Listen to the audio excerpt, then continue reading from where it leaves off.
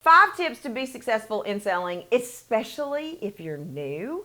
But even if you're not new, these are going to work for you on today's Authentic Selling TV. When you're a new sales rep, you are likely going through some sort of sales training. Now, if you're in the online world, you do this too. You just don't call it sales training. Think about all those courses you take, like to learn how to be a marketer or whatever, all of that, like training, right? When you are new to offering a product or service, you go through training.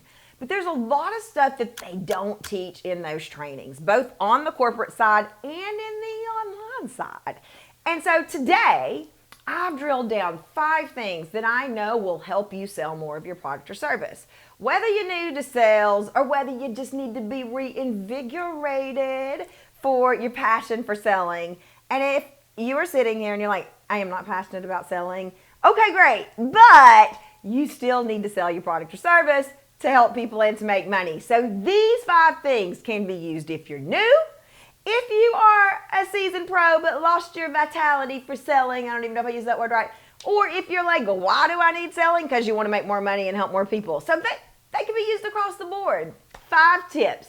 Tip number 1, conversations don't close deals. A little controversial. What the heck do you mean?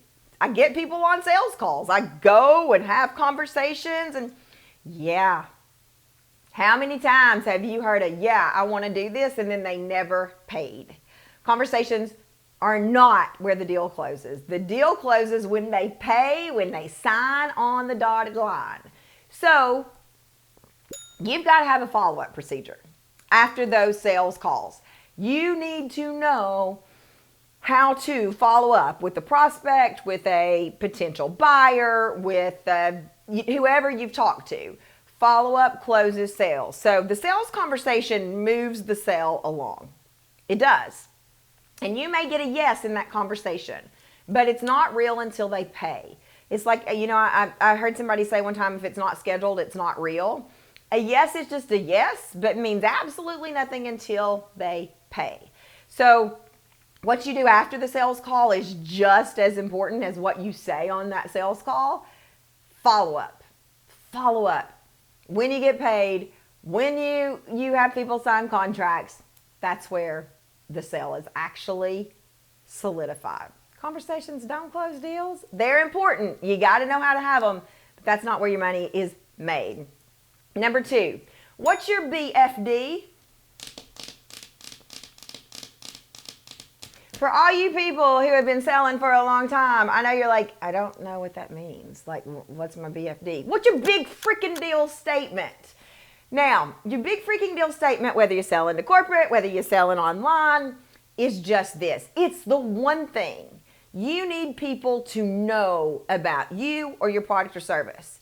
We need this to be like a chain reaction. They think of your product, they think of this, right? They think of your product, they think of this. So, authentic selling, you think of non-icky, icky, sleazy, slimy, gross, crusty, musty, rusty, dusty, redhead, sassy, southern. Look, all of those things come to mind, right? So what is the one thing, your big freaking deal statement?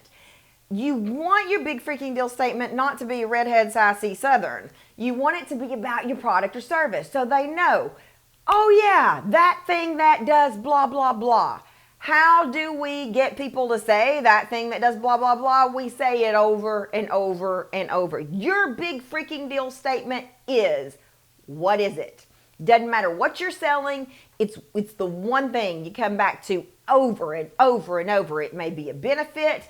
It may be the service, the way you handle interaction, your customer service, but one thing that you are known for. Number 3. Confidence, not arrogance. This one is really important. When we talk about the energy of things and we talk about dealing with people, how you want to be treated, really good salespeople and really good online entrepreneurs can start to have this sort of air around them of arrogance. I know what works. I've been doing this forever. It's my way or the highway. That doesn't sell, y'all. Belittling people never works. Never. So being confident in your product and service and what it does and who it's for is a yes. being arrogant about the results and arrogant about why people should buy and making people feel dumb if they don't, not a good recipe. Doesn't look good on you. Doesn't look good on anybody. So be confident. Know why they need to do this now, but don't be arrogant. Number 4, corporate sales reps, I'm looking at you, ditch the detail aid. For those of you who don't have a detail aid or you don't know what I'm talking about, this is the thing that you carry in. It's got usually something about your product or service on it. When you meet your doctors for the first time, ditch the detail aid. Online business owners, for you, the equivalent of this is going into a Facebook group and saying, who wants to schedule a mini session with me? Who wants to schedule a sales call with me? That doesn't work. We've got to tell people why they can trust you. We've got to tell people what you're going to do. Not just, hey, I've got 5 free spots. Doesn't work. Not ever going to work. So ditch the detail aid. Get to know your customer, corporate reps. And for the online world, ditch the, I got 5 free sessions. Why is nobody buying? And engage with your customers. There's a formula for this that I can teach you how to do in the online world. Just know going in and offering yourself up for free, not going to cut it. And then the 5th thing that you need to do in order to be a really good sales rep when you're new, when you've lost your passion, when you're just trying to figure this out is questions first. Questions are a great way to get to know your specific ideal customer, to get to know your individual customer. A great question to ask in a sales call is, what have you tried before and how did it work? Like let's ask, what are you currently doing to solve this problem? Have you done anything? What have you tried? So that you present the best solution. It does you no good to offer a bicycle to someone if they've been riding a bicycle for 6 months and hate it. And great. Well, you want to get fit, I'm going to offer you a bicycle. No, that's what I've been trying. So start with questions. Get data and adjust from there. So the 5 things you can do if you're a new sales rep or just looking to spice up your passion for selling. Number 1, conversations don't close deals. Learn how to follow up, period. Number 2, get clear on your BFD, your big freaking deal, the thing they think of when they think of your product or your service. Number 3, confidence without arrogance. Know what your product does. Know who it helps. Know what it doesn't do. Know what the competition is, but don't be arrogant about it. Number 4, ditch the detail aid or ditch just being available for free all the time. It's not going to work. Get to know your people, which leads us to number 5, ask questions. Questions first. Hey, I'm just curious, for anybody who is running a business, when your launches go sideways, what have you all done in the past that has worked? Great.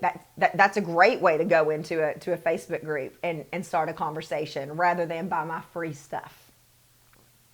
Questions first. What have you tried in the past? What worked? What didn't work? Now I know where to take the sales conversation. Feels a little bit less like throwing spaghetti at the wall and actually a really quality conversation that will lead to a conversion when you follow up. So I would love to know, what are your favorite tips for new sales reps, or what are your favorite tips that you tried? Tell me in the comments below. And before you do that, ring the bell so you never miss an episode of Authentic Selling TV. I believe in you and I believe in your business. Bye, y'all.